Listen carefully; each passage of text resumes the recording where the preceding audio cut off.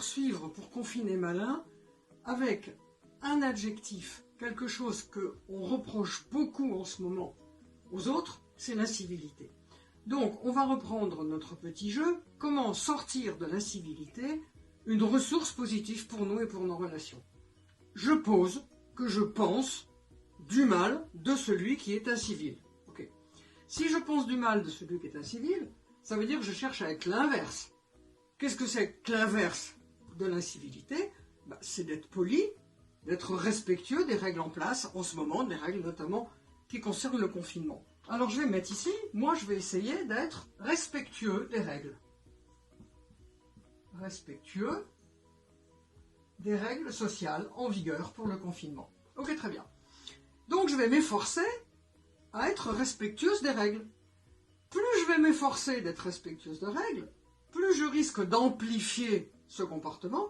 Et qu'est-ce que ça donne d'amplifier le fait de respecter les règles sociales? Ça fait une espèce de confinement psychologique, si je puis dire. Je risque de me retrouver un peu coincé, un peu trop raide, un peu empoulé, un peu coincé. Donc j'ai pas du tout envie, d'ailleurs je suis une fille, je vais mettre à eux, j'ai pas du tout envie d'être coincé. Et là, effectivement, je suis doublement coincé parce que je veux pas être incivil, mais je veux pas non plus me retrouver dans une posture complètement raide. Si c'est ou être incivil ou être complètement raide, je veux pas choisir. C'est vraiment la diagonale impossible du ou. Ah, comment je sors de l'impasse? Je retourne à l'incivilité et je cherche à l'intérieur de l'incivilité ce qui est bien. Difficile, hein? Qu'est-ce que savent bien faire les gens qui actuellement sont incivils?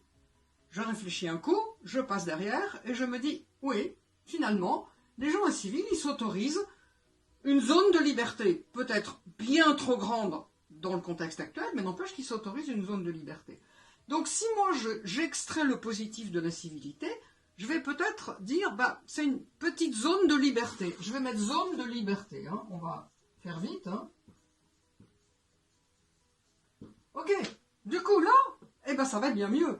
Parce que je peux à la fois être dans le parfait respect des règles sociales du confinement et m'autoriser une petite zone de liberté. Et c'est la diagonale, la dualité positive du « et ». Je peux à la fois être dans le respect des règles sociales et en même temps m'autoriser une petite zone de liberté. Voilà pour aujourd'hui et à très très bientôt.